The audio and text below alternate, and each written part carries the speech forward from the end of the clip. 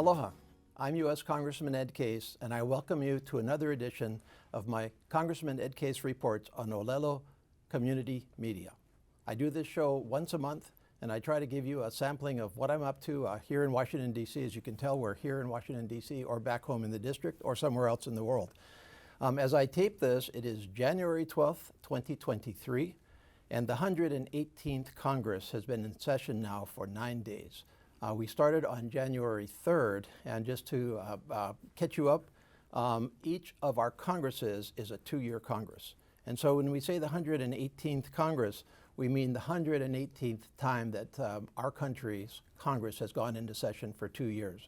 So if you do the math, you'll get yourself back to 1789, which was the beginning of the first Congress. That Congress started in the first year of George Washington's presidency. So this has been a long and, of course, intense and extensive history of our Congress, and is a history of our Congress. And we have again convened for 2 years with a brand new Congress in the U.S. House of Representatives, where each member of the United States House of Representatives has to run every 2 years. So we've all started again.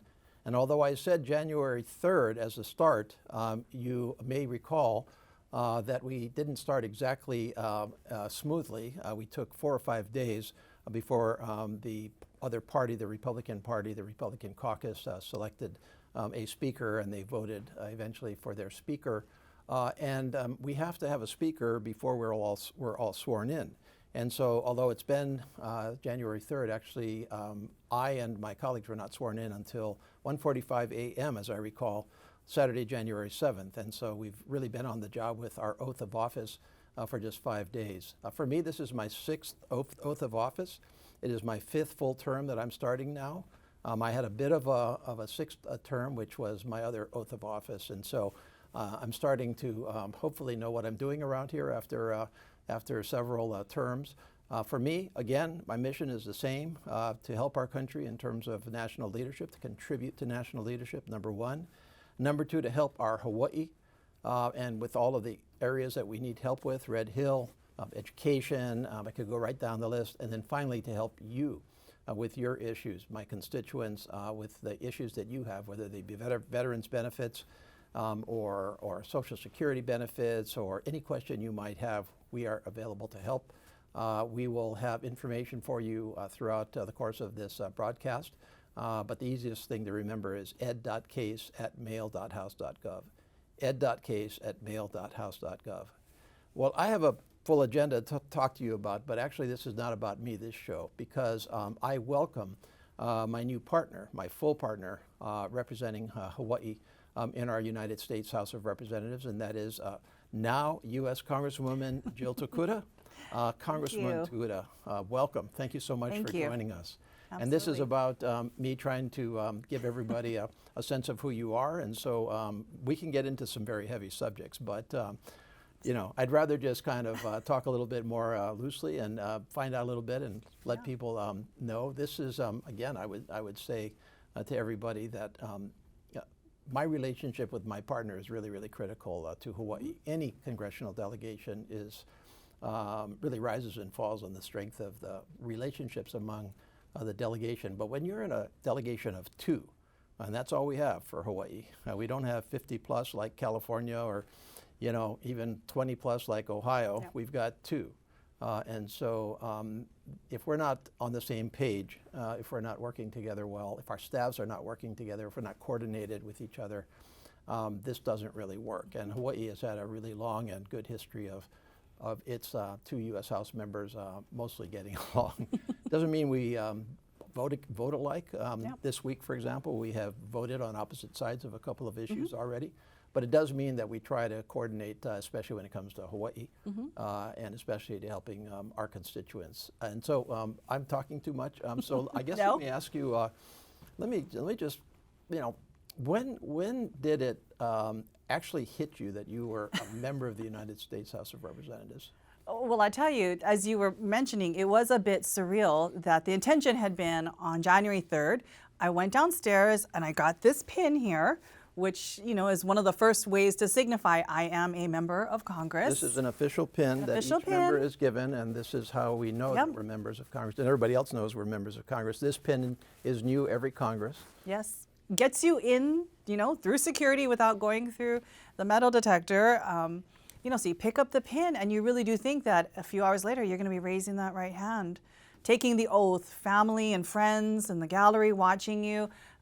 And as we know, as you were mentioning, it didn't happen that day or the next, unfortunately. Sadly for myself, I had about a dozen or so friends and family, my sons, my husband, my father here, waiting to watch me get sworn in, and they did wait. But sadly, like most families, they had to leave and watched it on C-SPAN, which we definitely appreciated, but not quite, what we were expecting. But I would say, even though it was 1:45 in the morning, and we'd been through 15 consecutive votes, more roll call votes than I must say I've ever had in succession. It really was a humbling moment. And I think for all of us, we just kind of, especially the freshmen, we kind of tried to take in as much as we could, that this was our moment. We were finally official. We could truly get down to doing the people's work. Was your family here on Saturday morning, or had they already left? Let's Yeah. talk about your family. Tell me about your family. I know your family was up here. You came up with your family before Christmas. They helped you settle in during Christmas. You had, I don't know if you had the Capitol to yourself or not, but Well, we weren't allowed in an office. You didn't have an office, I didn't have an right? office. In fact, you didn't have an office until the morning morning. of January 3rd, which Yeah. at noon, under our Constitution, the Constitution says every other January 3rd at noon, that's when we start going, and that's when you expected to raise your hand, and it didn't quite happen that way. Didn't quite happen that way. I will say I feel very blessed that my sons and my husband, they flew up with me before Christmas. And that was a lot to ask, that we would be missing Christmas and New Year's. Honestly, it's the first time I have not been in Hawaii on Christmas and New Year's. So even for myself, as I was texting with you, it was weird to be here and so quiet on New Year's Eve versus Kaneohe and really loud, and all the family and neighbors and the festivities and things. So it was a different experience, but I appreciate that they could come here with me. The goal was get me settled, but also help them to see where I will be. And for them to also know that ultimately home is always going to be Hawaii, but that they were welcome here, and getting them used to here. My husband's been here to visit me when I was in college, and I went to George Washington down the road.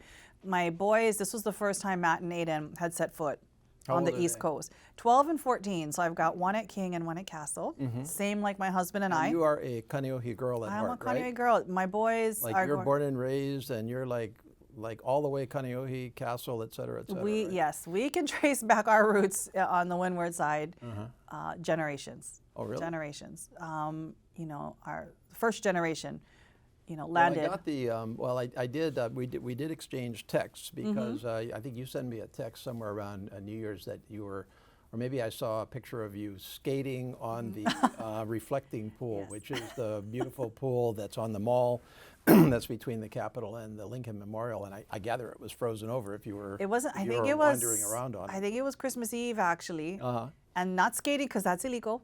Oh. However, walk on it. you could walk on it, and that is the first time I had ever seen that reflecting pond, frozen solid, and it was quite something to see. And as you might recall from the news reports, it got down to -3 with wind chill. At night. So it was so cold. I mean, we spent most of our time inside, but definitely it was exposure to the extreme elements of DC. Because it's gotten pretty warm here in the 60s, but to go from that spectrum, from 60s to -3, it helped my family really understand, okay, this is what mom's gonna be living through. They happily flew back home on that plane on Friday to much warmer weather last Friday before you actually were sworn in, so the next Saturday. So they weren't actually here to be here at that in that moment. No, unfortunately, I wish. But you did get a ceremonial picture with our leader, Mr. Jeffries. We did. Good. There actually has not been scheduled a picture with the speaker-elect, with the freshmen. Okay. But we were able, and I think it's because, Minority Leader Jeffries understood that families, they just wanted something to hold on to this moment for. And it was a very special one. And in fact, we had brought a mailile as well for Hakeem, and he wore it in the picture. So it's definitely one that also speaks to Hawaii as well. And actually, if you go to our office right now, we have a mailile hanging from our door, because while we were not sworn in on January 3rd, when we got the key, we knew we wanted it to, we wanted to start off right.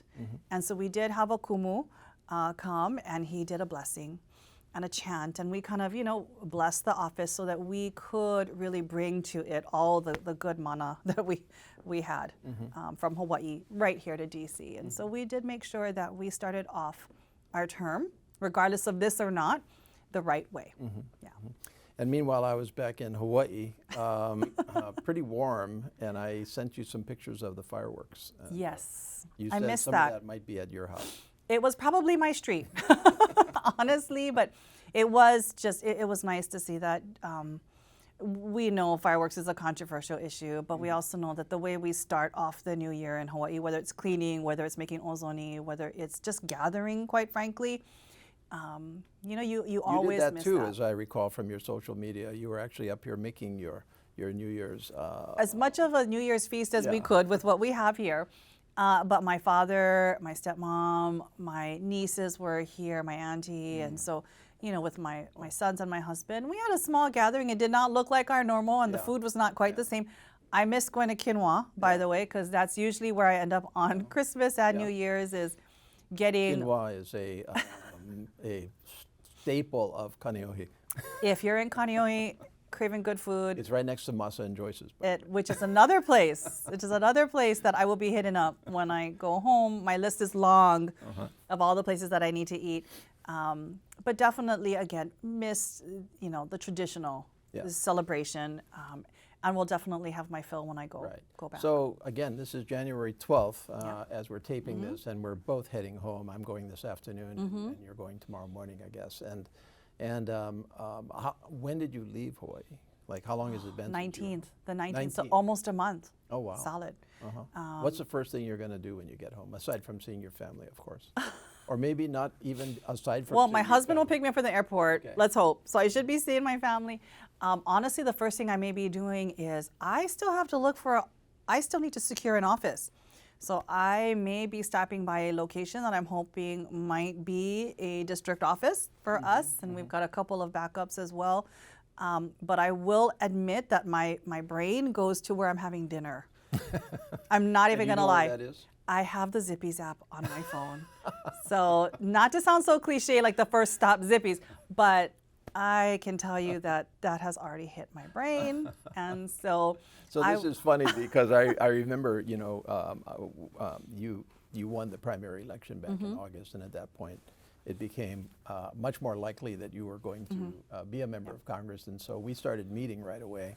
That's right. Kind of get you ready. I don't know if you remember this, but I think Yes. I texted you the next day and said, "Do you want to start meeting?" You said yes, of course, which was really good. So I think it was even the next day, so 2 days after Yep, the it was primary. very something shortly like after. that. And we decided inside of 7 seconds that we were going to go to Zippy's, and then I got there, and you had already ordered it on your app. I mean, I had to order it the old-fashioned way. yeah.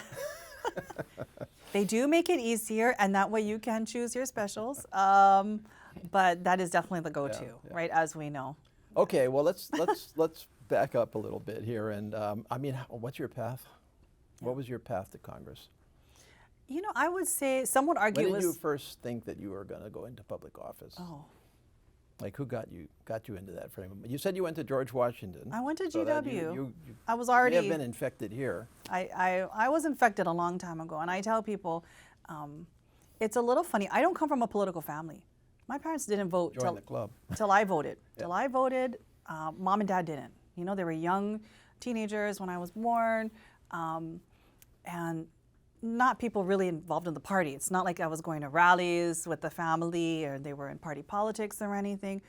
But I distinctly remember when I was 4, watching the television, and that's how you found out about the elections and stuff. And it happened to be the presidential that year. And my mother just happened to ask me, well, who do you want to be president? And I don't think she expected an answer. And I said, Ronald. And she was surprised by that. She's like, why? And I said, because he has the same name as the guy who makes my Happy Meals on a McDonald's. And to a 4-year-old, that made total sense as to why I would want this person. And I honestly thought I was a genius because he won and he became president, Ronald Reagan, as we all know. And it got me interested, believe it or not. And so, I would always watch the news with my grandparents because they would pick me up from preschool or elementary school and take me home, and I would hang out with them in the mornings and the afternoons while my parents were working, and then they would come and get me. And so I continued to follow, and watch the news with them. And when I was 8, my mom asked me again, so who do you want to be president? And I said, Mondale and Ferraro. And she's like, why? Why now? And I'm like, because if she can be vice president, then one day I can be president. Mm. And the rest is history. I was infected from then. Oh, really? 8 years old? 8. I started to see it, learn about women's issues. So Geraldine Ferraro was really your first inspiration? My first. Aside from Ronald? Aside from Ronald, who I still eat Happy Meals on occasion, cheeseburger ones, to be clear. Seeing women in office, because you didn't really see that, back then when I was young and growing up. But I would say the real pivotal one was catching the bus from Kaneohe to Kapiolani Park and hearing Patsy Mink speak at a rally and just being completely in awe. How old were you? I was just starting high school. I was already involved in different things. I was hanging out at the Capitol here and there. Charlie Taguchi was superintendent. He got me involved in the DOE. But I went to this rally and I remember thinking, I want to be a part of that. I mean, as you remember with Patsy, she would speak and it was as if she was levitating off the ground. She had so much passion and energy. And to see what one person could do to impact so many others, to make you feel like I want to be part of something bigger than myself, that was what I wanted to do. And I remember fighting to get in the party, and they wouldn't let me in because I was too young, couldn't vote. How old were you then? 16? I was 14, 15. So I just started showing up anyway, and no one was going to kick me out, honestly, and getting involved, and took my first chairship, I think, in the party when I was 17. But it was seeing Patsy and going to these rallies and these conventions and meetings and watching people speak with such passion. And when I looked at it, it was people who looked just like me, my aunties, my uncles. And I felt like this was where I belong, And so for me, the bug bit me really early on, honestly, really early on. But to me, it also emphasized the importance that in order for our kids to really see that nothing is impossible, they have to see what's possible. We have to stand up and show them, whether it's our backgrounds, our perspectives, our ethnicities, our genders. Representation does matter. It's not just a fancy, bumper sticker, but for so many of us, it's the confidence to step up in many cases. And I feel really good at the fact that you look at this freshman class, it's a really diverse class. I know you've come in with a great amount of diversity too in your classes, but when you take a look at the age, the perspectives, the ethnicity, just the life experiences, it really is something to step back and look at in terms of, it is reflective to me of America. And that's important too. It's an amazing freshman class that you come in with. I think I was lucky to come in the second time.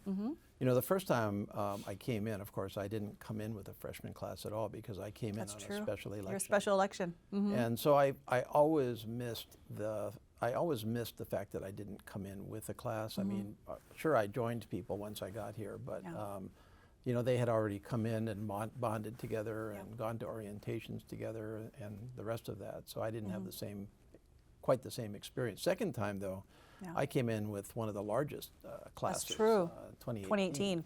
On both sides of the aisle. And they were very, and still are, all very interesting people, and most of them are still here. So to watch them kind of move up is pretty interesting. But your freshman class was a good one. Okay, well, we haven't gotten out of your teens quite yet, so. It's okay.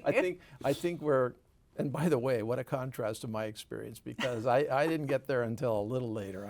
I needed another 6 years before I got bit by the bug, and I didn't get bit until the week after I graduated from college, and I ended up here as a summer intern to Patsy Mink's partner in the House at the time, U.S. Congressman Spark Matsunaga. Yes. So we share that heritage, political heritage. But from the time I was 16, when you were already focused on your future, to 22 for me, that was kind of wandering in the wilderness a little bit. That's okay. That is life experience and perspective. We all need to wander a little bit, regardless of at what point in our life. as do all of us, for sure. Okay, so 16. Are you like one of these politicians that once you figured out what you wanted to do, then everything just kind of clicked from there? Like you're the student body president, and you go on to George Washington, and you're president of this club and that club, and was that your road, or? In that sense, pretty traditional, right? I remember coming to Close Up. It was my first trip to the mainland ever. I didn't even know I needed a warm coat, and it was crossing the country during the blizzard of the century at that point. I remember freezing, but yeah, came to DC, experienced it. Why'd you pick George Washington? Because of the politics? No, actually, believe it or not, I was looking for a school of international relations, because while politics and running for office at some point was my thought, international relations was a big deal to me. I was involved in the Pacific Asian Affairs Council in high school. Very active club for decades, right? No, I was part of PAC. It was, I remember going to one of my very first meetings, and it was about Tiananmen Square in China, and being so hit by that. I happened to be going to Okinawa and Japan in '89 at the time of the crackdowns, and seeing increased security and reading in the paper what was going on and being mortified. And I was 12 at that time. We were there to see my great-grandfather for the last time, my Gigi. He passed away a few months after. That was my very first trip to Okinawa and Japan, but it was really for us to take care, and then also see other parts on a study tour. But I remember Tiananmen Square. I kept the paper. And when I got into PAC, hearing from dissidents that were hiding in Hawaii, understanding the turmoils, the quest for democracy, justice denied, the whole thing really got to me. So I made it a point that I wanted to go to study international relations at a designated school of international relations. So the Elliott School at George Washington was on my top list, as was others. And so came here to DC. But before that, went to Close Up. And like many kids, and got to pass through DC and New York and Philadelphia. Close Up is the program that takes kids from high schools throughout the country and exposes them to government. And fundraise, sold everything from T-shirts to I don't know what else we sold, right? To come here on spring break. My husband, I remember, he went with the band to Disneyland. I had a choice of Disneyland or Close Up. So my husband and the Castle Band went to Anaheim, and I came up here with a few kids to go to DC. But I distinctly remember walking on one of the chamber floors. It might have been the Senate one, but I think it was the House. And I remember just being in awe. You're there, and it felt so much bigger, honestly, at that time, especially when you're a student. And I remember touching a desk and saying, "I'll be back," and kind of walking. Oh, whoa! And you had a mission. It was definitely one of those things. I don't know if it was hubris or a mission, but the fact whatever it was, it worked. The fact that I can now be back really is humbling and something. And then I would say it was because of all those life experiences, being involved, the mentorship and the guidance of so many who took me in. I would hang out the ledge and sit on committees and amend bills. I remember faxing. That's the way we communicated. I used to fax amendments to then Representative David Ige and tell him I want this in the bill. Just fax What were you doing then? Where were you? I was at Castle. Oh, you mean before you even went to George Washington, or we're going back in time to your teen years? Yes, but I actually served on the Senate Education Committee when I was in high school, and would sit with them. But I credit that because a lot of people were great mentors and gave me opportunities that weren't available to most students. It made going to college and being bold here, a very easy transition. Right. And then going and coming home, like so many of us, and working. So I don't know. I'm just going to keep going chronologically here because I just find it fascinating how people's lives develop and why they develop that way. And you can do a microcosm on members of Congress, and of course we have all of our relationships. We have 438 fellow members and delegates, and plus us. Yeah. So maybe I missed one there, but I think it was 439. Yeah. So George Washington's finished. You had your fill of Washington. Then what happened? I came home. I came home to work. I knew I had to, help out my family in different ways. But I came home and worked. I worked for the Pacific and Asian Affairs Council. I was their high school program coordinator, and then decided that bug was still itching very much, was involved in the party, and went to work. Actually, first for a little while for Duke Bainham, the late Duke Bainham, when he was in the council. It was a bit chaotic over there, as you might recall, back in the late 90s, and quickly went on to work for Maisie in her final term as lieutenant governor. Senator Hirono. Senator Hirono, yes. And so that's where I worked for 4 years. In fact, I remember being at a conference with you, I think it was 2000, at one of the conventions that we went to, and being struck by a phrase that I have often reused over time, that we are just on a road looking for fellow travelers. I remember you standing there. Did I say that? You said that. It was quite eloquent, I must say, with your two boys. I've gone downhill since then. But the idea that we are in life looking for fellow travelers, it does not always mean that the path that we're on is the same one, and we sometimes cross at roads, but at the end of the day, we are heading in the same direction. I think that was a sentiment, and I think that is very akin to what I have done over the last so many years, whether serving 12 years in the state senate, my business And so when practice. did you? So you work for Maisie, right? She's coming out of. I forget. Did you work for her as lieutenant governor also? Yes. How many years was that? 4 years, just about 4 years, just shy of 4 years. Uh-huh. Yeah. And I've been, through her elections as well, and 2002 went back into private sector life. Nonprofit background is where I come from. So did development work, helping nonprofits raise money. And so I was a development director for the National Kidney Foundation, actually worked at the party for a little while, and 2006 finally ran myself for the state senate. Bob Hoag's old seat in Okay, Kaneohe so and Kailua. 2006. I'm just going to relate this to your family. So did you have? You didn't have children? No. We'd just been married, in fact.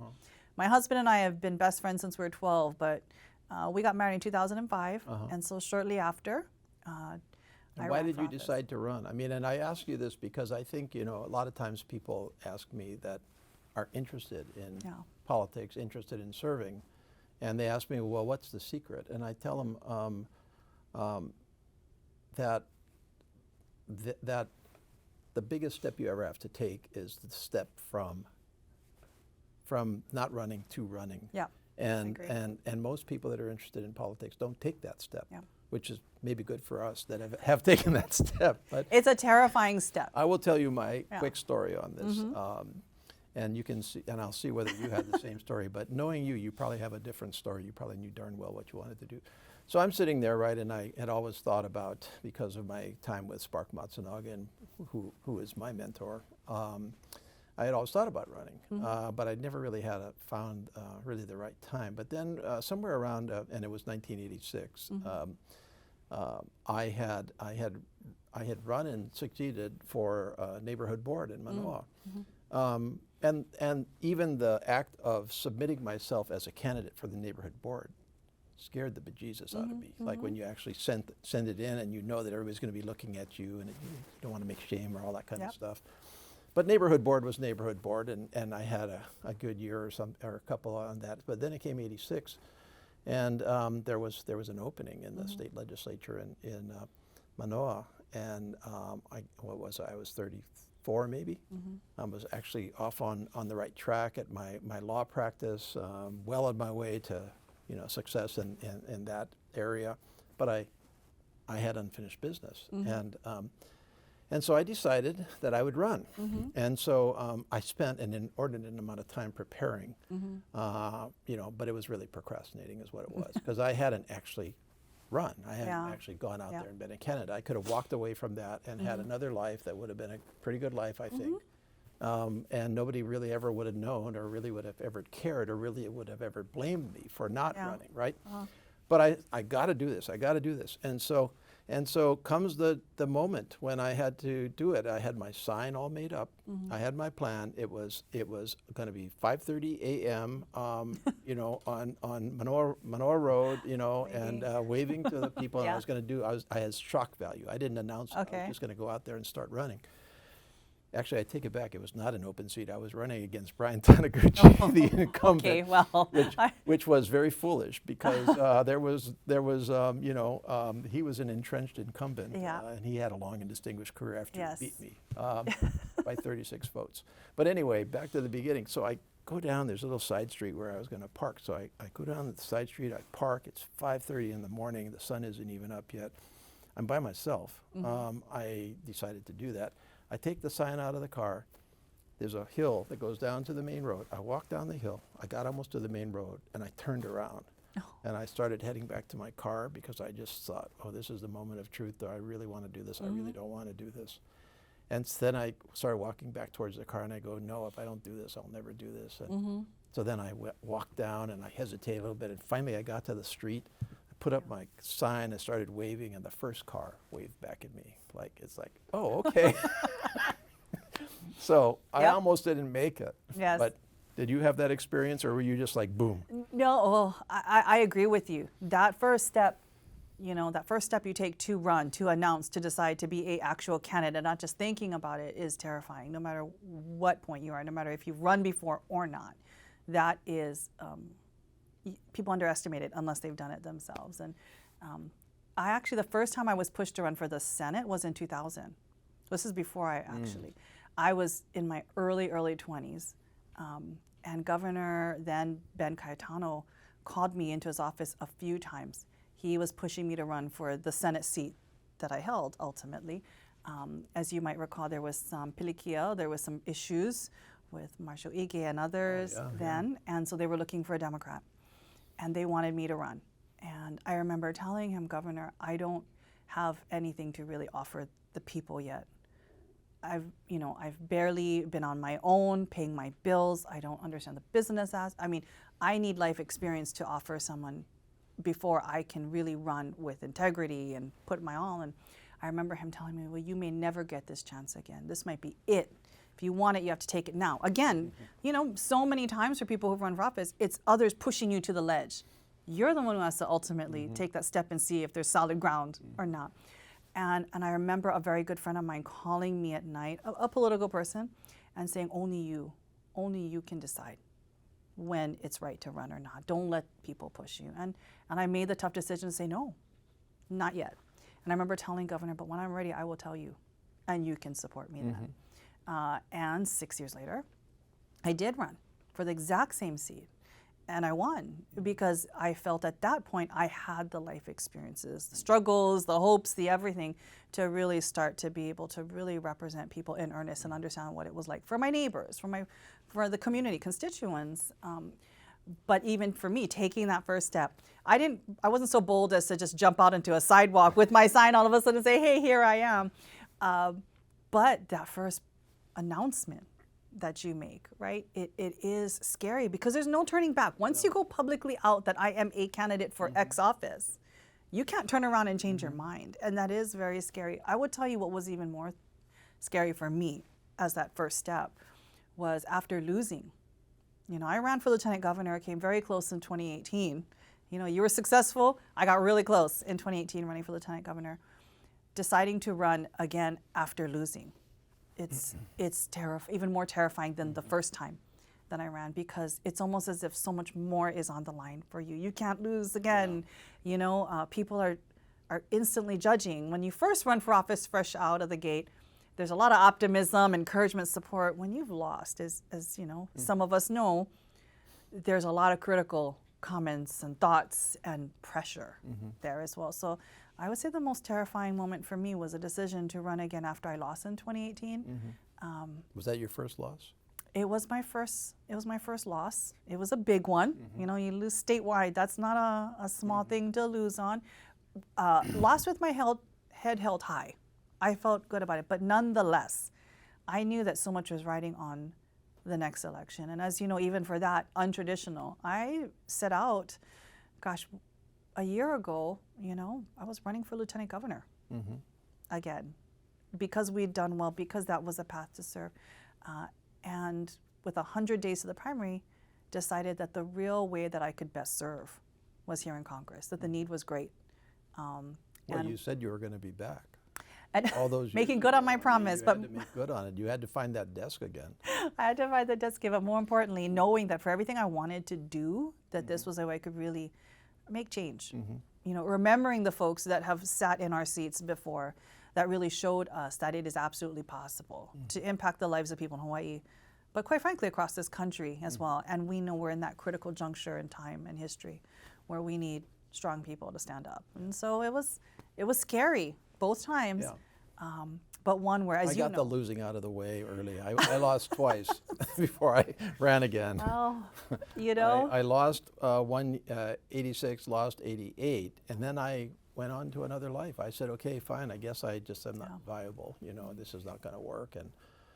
And I went back to my other life, and you know, became a partner and a managing partner, and there was an open seat, and I went. Kind of like what I felt like in '86. There's unfinished business out there, and people thought I was crazy just because, not necessarily because I was running again, but because, well, why do you want to go from where you are to that again? Sure. I mean, by this time I was in my my 40s already. I mean, I was well, and you know, to why are you giving all that up? And I'm not sure I've ever been able to answer that, especially when we're 5,000 miles away from home like this. It is, but I would argue, and I wonder for you, right? I mean, I tell people while the loss was painful, it was tough. You know, elections, running for office, it is deeply personal. You know, I've heard people say, well, don't take it personally what happens in a campaign. It is personal. It's our name.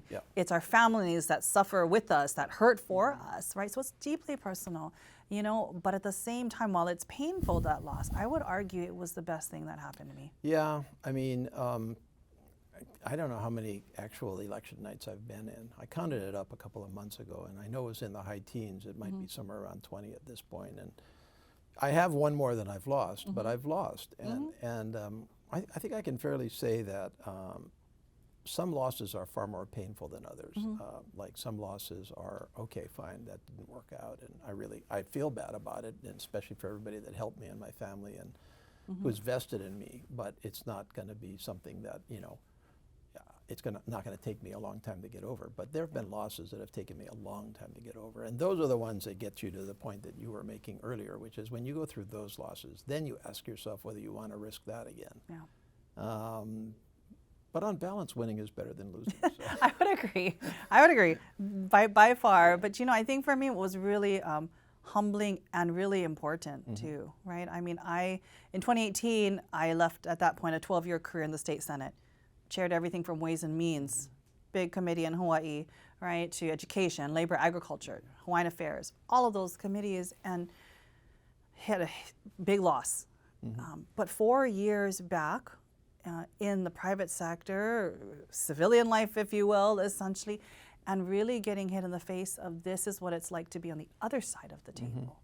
This is how businesses feel. This is how everyday people feel when they watch or are impacted by the actions or inactions of government. And I think it's so critical that as we come to a place like Congress, we need to know what it's like to live, exist, suffer, and benefit on both sides of this table, especially from the people's perspective. So I would argue that, you know, preparing me for this moment to swear in to do the good work, I needed 4 years out. I needed at least, you know, I need that time to really understand why it's so urgent, why we've got to work the way we do, because people are depending on us. And never forget that, you know, and always go back to that and remember who we're here for. And so that loss was tough. But I would argue, while even the 4 years between that was rough in many ways, it was the best time. The best time for me to prepare for this moment now and going forward as well. Yeah, we're not like Governor Ige, you know. The Governor Ige is very proud of the fact that he never lost. Like when he got to the end, he'll say, well, I never lost. That's true, and kudos to those that have. But he must have had it right. I would argue I am a better public servant. No, I feel that because of it.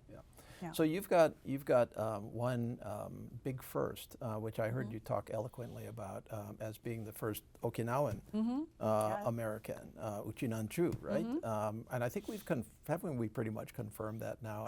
I'm pretty sure. I've tried to check around. I am. You are very, very proud of that, and we have 100,000 plus Uchinanchu in Hawaii. I would hazard a guess I have more in my district than you. You may. That's okay. Many of my family members live in your district, but quite a bit on the neighbor islands too. You know, definitely a few. And you're Yonsei, fourth I'm generation? fourth generation. When did your great grandparents come to Hawaii? Gosh, over 100 years ago, they came to Hawaii to work the plantations, and we came from Do you remember Oro. what year? I don't know the exact year, and I'd have to go look at. I'm 100%, so I'd have to go look at four lines of families. But our Kakazu family came from Oroku. Our Takasato side came from Goaku, and our Tokuda side from Kushikawa, and my Higa side from Tomigushku. So 4 villages in Okinawa, all kind of central area. That's where we immigrated from. You know, like so many families, to have a better life, to give families a chance, working the plantations, hard life by far, landed in different places. You know, my grandfather was born actually in Papa'aloa. I always mispronounce that name. Well, just out of Hilo. It's not cool to say this, but everybody still does call it Papaloa. Papaloa, yes. Yeah, it's on the Big Island. On the Big Island, just out of Hilo, Hamakua Coast. on the Hamakua Coast. He was born there. That's where my Gigi them first landed, and then but spent his childhood in Pu'unene on Maui.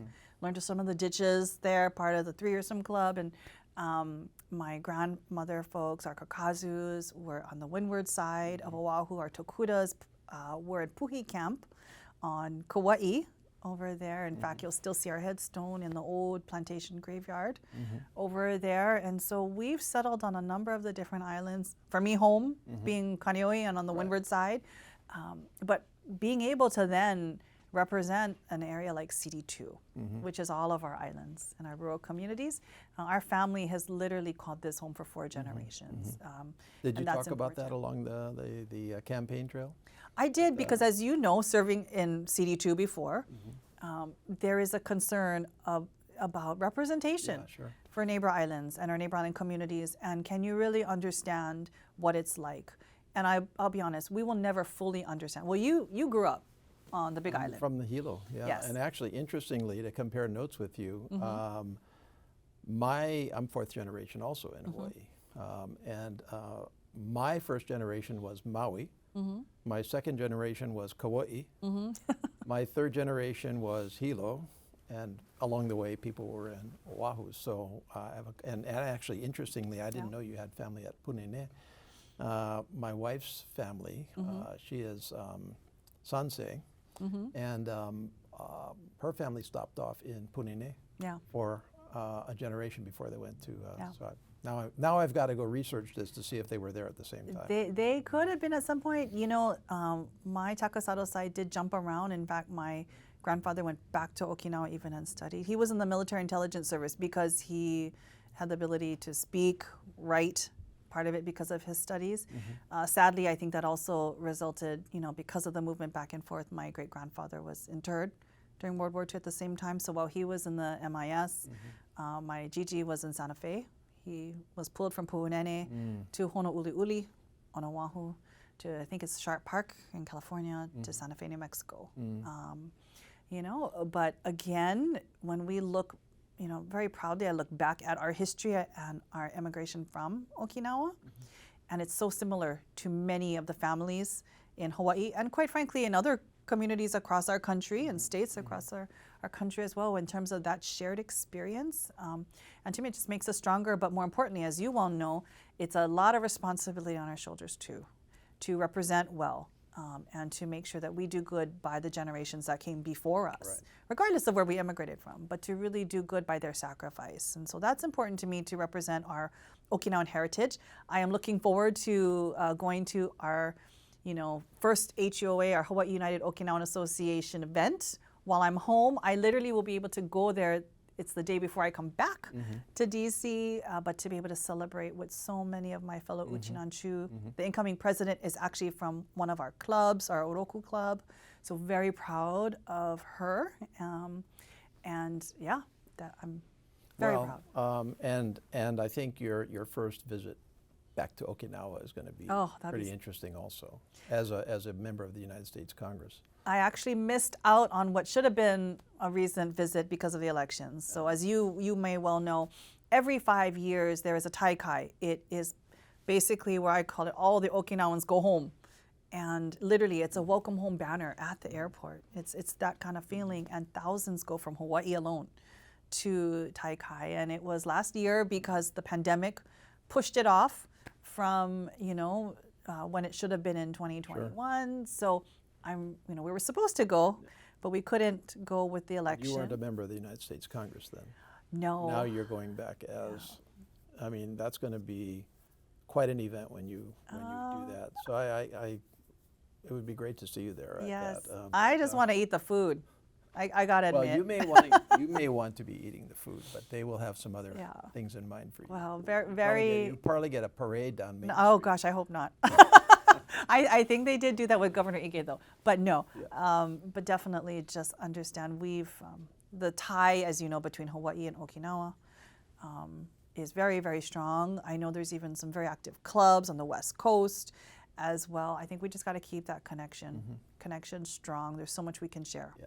Now you're representing, just to be sure everybody knows this, you're representing the 2nd Congressional District of Hawaii, which I was very proud and privileged to represent 2002 to 2007, 4+ years. So I know what it's like to represent that district, but why don't you tell everybody what your district is, first of all, because everybody else trips up on Oahu and they get confused, right, about that. And so basically the district that I represent is all of our neighbor islands. So it's Hawaii Island, it's Maui, Kauai, Lanai, Molokai, and on Oahu, where we live on the windward side, all the way from Makakilo around. We've got bits of Wahiawa, we've got Nanakuli, Maili, Waianae, the North Shore, all of that. It's a pretty big area, really. And I just tell people the easiest sense is rural Oahu, rural, and all of the neighbor islands is CD2. It's an amazing district. I loved representing the 2nd Congressional District. It was and is, well, first of all, it's just so incredibly diverse because you have different islands and logistically you have a far harder challenge than I do. When I land at Honolulu, it's like you're in the district. I'm in the middle of 15 miles one way, 15 miles the other way. My district is the Pali Tunnel and the H3 Tunnel and the edge of Mililani and it's easy to reach. You can drive from one end to the other. Yeah, I mean, I'll give you tips on getting around logistically. I can tell you, and then of course. Each island has its own personalities. So if you're over on Hawaii Island, in East Hawaii you make an adjustment when you go to West Hawaii. And it is right. I mean, and I would say that was the coolest thing. People are like, wow, that must have been so difficult to really get out there. You can't just drive. You've got to fly. Sometimes you take a ferry, right, to each location. You might have to drive long distances to get from Hilo to Kona, for example, or other parts of the islands. But I said, I feel really blessed, as you probably have, right, to both campaign and now serve an area that is so diverse. At the same time, a lot of times what I would do as I'd be driving or flying over it is really take a look at the difficulties and the challenges that also exist. We take a lot for granted living on Oahu. I sometimes how long does it take me to get from a service station to a service station, a gas, a health, facility to another, all of these, a school to a school, all these things. And then you realize a supermarket, that so many of our communities, there are these deserts. It's a food desert, it's an education, it's a healthcare desert. They need to travel long distances to get access to some of the most basic things that we need to take care of ourselves, to take care of our loved ones, to run their businesses. And it is about making sure that we understand the uniqueness of every community, but we also understand what are those things that we need to increase access and accessibility to make sure that everyone in Hawaii, regardless of what island or parts of the island they live on, they have what they need to not just make it, but actually thrive and see futures for themselves. And I just found it so humbling that they would let me in and share, their hopes and their struggles with me in every single community, whether it was hanging out at Long's or the side of a road in front of their house, in a restaurant, just a mom and pop restaurant, sitting down, talking. you know, those really, I think, are the moments that for us, it's a real joy, and yet a real responsibility that we have too. No, I think you know, it's true in general with Hawaii. It's very hard. You know, we're 5,000 miles away. It is hard. You have to work at staying in touch with your constituents in Hawaii. I don't think you have to work quite as hard on the continent, especially parts of the East Coast. But for Hawaii, it is harder in general. But then when you compound that with the other islands, where you have some of the most remote islands in the entire country, and islands with, you know, the Hawaii Islands, for example, just very, very big, spread out. It's hard to create critical mass in any one area. Healthcare, you mentioned, I completely agree on that. Anyway, we will pursue those challenges together. And by the way, there's part of your district that you didn't quite list. The Northwest Hawaiian Northwestern Hawaiian Islands.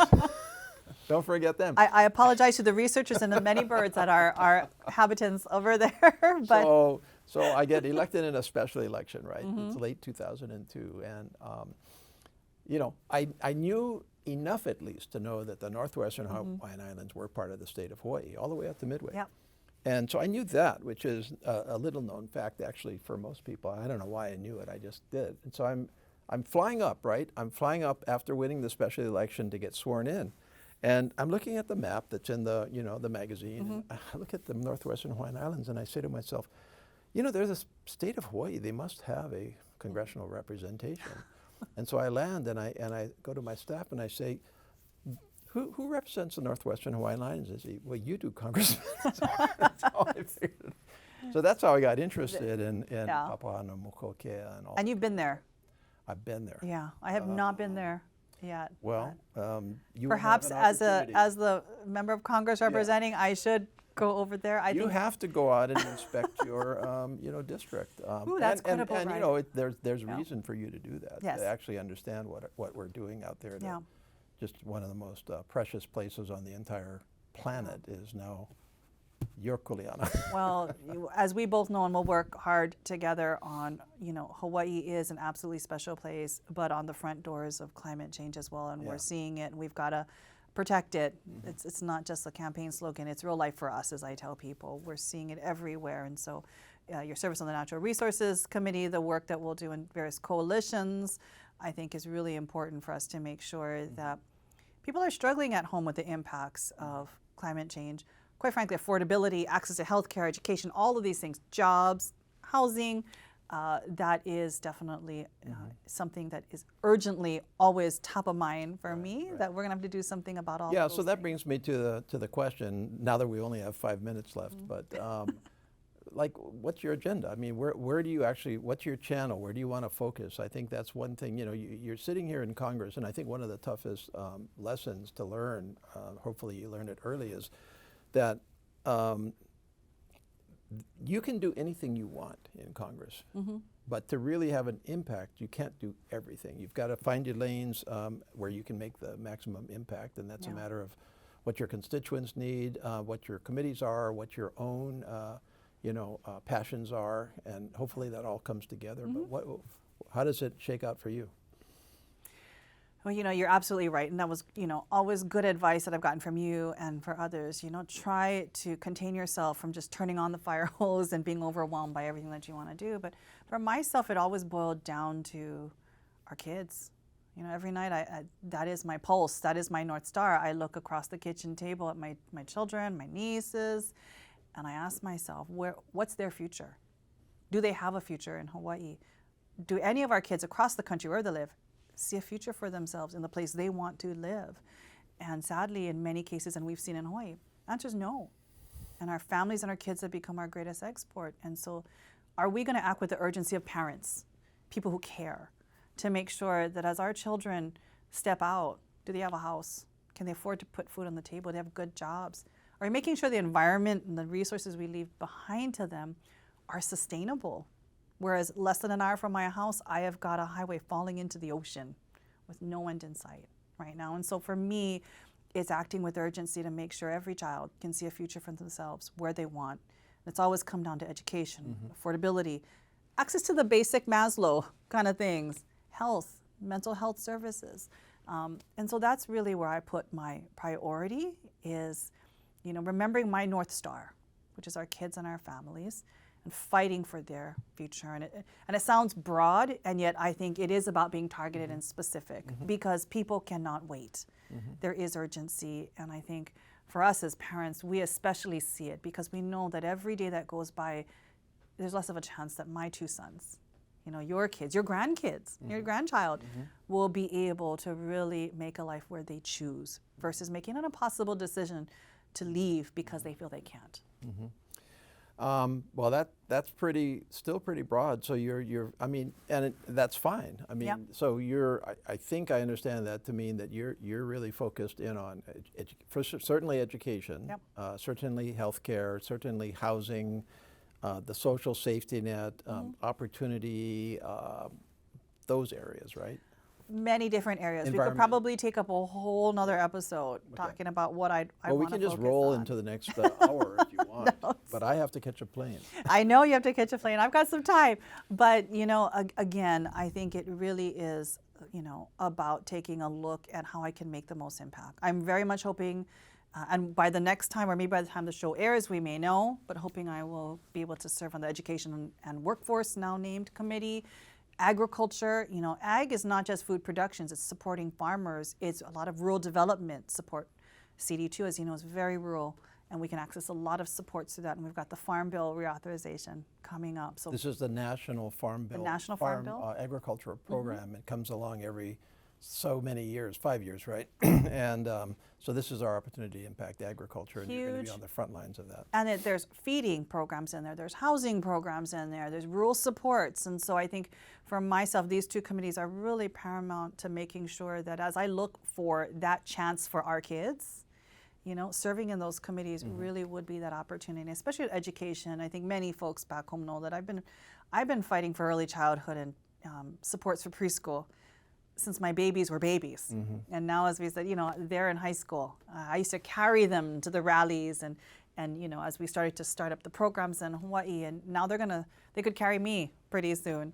And so it really is about how can we accelerate that? The fact that 50% or less of Hawaii's keiki right now get that early childhood education that they need to start off kindergarten, right, to be on that path, to really be as successful as they want to be. And I think, what can we do at the federal level? So I'm excited about all these opportunities as well, and will definitely try to keep myself focused, but I do think that part of the beauty is that we can really work with so many of our colleagues and make such huge impact.